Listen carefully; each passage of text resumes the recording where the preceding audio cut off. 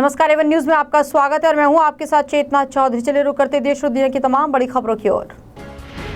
आज भारत समेत दुनिया भर में योग दिवस मनाया गया। उत्तर प्रदेश की राजधानी लखनऊ में पीएम मोदी के साथ सूबे के राज्यपाल राम नाईक, मुख्यमंत्री योगी आदित्यनाथ और उप मुख्यमंत्री केशव प्रसाद मौर्य ने भी योग किया। साथ ही पीएम मोदी बोले, नमक की तरह योग को बनाए जीवन का अहम हिस्सा।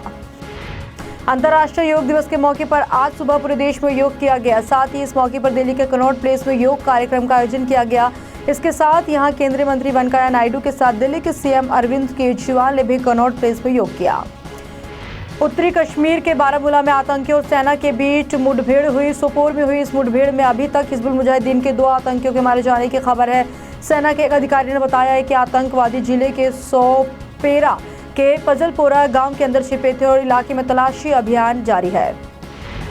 रामनाथ कोविंद को राष्ट्रपति पद का उम्मीदवार बनाने के मास्टर स्ट्रोक के बाद भाजपा 3/4 बहुमत से जीत की कवायद में जुट गई है। 23 जून को नामांकन के बाद कोविंद के साथ साथ भाजपा के कुछ मंत्री भी विभिन्न राज्यों का दौरा कर समर्थन जुटाएंगे। कोलकाता हाईकोर्ट के रिटायर्ड जस्टिस जीएस कन्नन को जेल में रहना होगा। सुप्रीम कोर्ट की बेंच ने जमानत देने या सजा को निलंबित करने से इनकार कर दिया है। कोर्ट की 2 जजों की बेंच ने कहा है कि 7 जजों की संविधान पीठ ने उन्हें 6 महीने की सजा सुनाई है। ऐसे में ये बेंच उस आदेश पर कोई सुनवाई नहीं कर सकती। बिहार बोर्ड के मैट्रिक का रिजल्ट कल सुबह 11 बजे आ जाएगा। छात्र इसके लिए कई दिनों से इंतजार कर रहे थे। बोर्ड अध्यक्ष आनंद किशोर के अनुसार मैट्रिक रिजल्ट से संबंधित सभी तैयारियां पूरी कर ली गई हैं। साथ ही बताया है कि कॉपियों की जांच के लिए 25 विशेषज्ञों की टीम बनाई गई थी।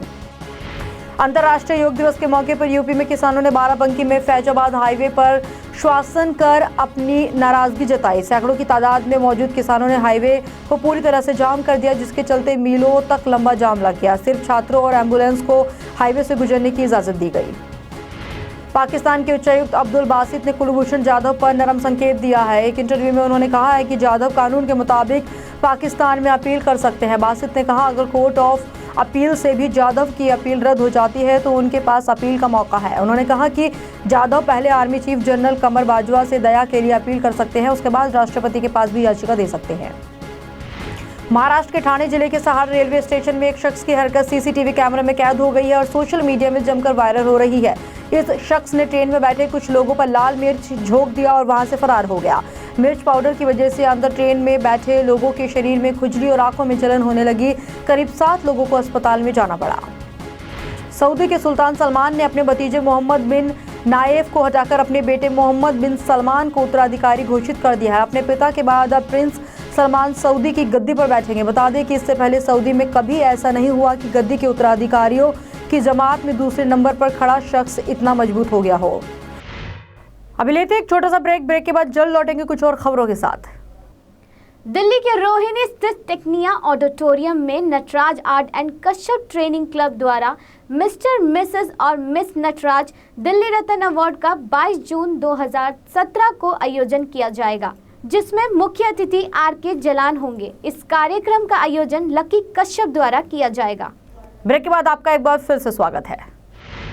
सऊदी अरब सरकार ने 1 जुलाई से फैमिली टैक्स में इजाफा करने का निर्णय लिया है। इसलिए सऊदी अरब में काम करने वाले बड़ी संख्या में भारतीय नागरिक अपने आश्रितों को वापस भारत भेजने की योजना बना रहे हैं।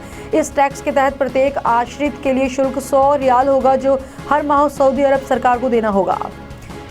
गुड्स एंड सर्विसेज टैक्स के तहत कम टैक्स से मिलने वाले फायदे ग्राहकों को नहीं देने वाले कारोबारियों को जुर्माने का सामना करना पड़ेगा और उनका लाइसेंस भी कैंसिल हो सकता है। बता दें कि जारी किए गए नए एंटी प्रॉफिटियरिंग रूल्स के तहत 5 सदस्यीय नेशनल एंटी प्रॉफिटियरिंग अथॉरिटी को कीमतों में कमी के लिए मजबूर करने की शक्ति दी गई है।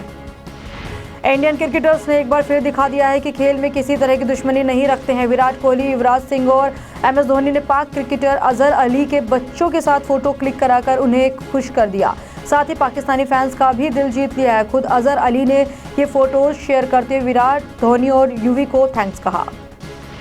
पहले ही क्वार्टर फाइनल का टिकट कटा चुकी भारतीय टीम हॉकी विश्व लीग सेमीफाइनल के ग्रुप बी के अपने आखिरी लीग मैच में नीदरलैंड से पार नहीं पा सके। मनप्रीत की टीम को डच टीम के हाथों 1-3 से शिकस्त का सामना करना पड़ा।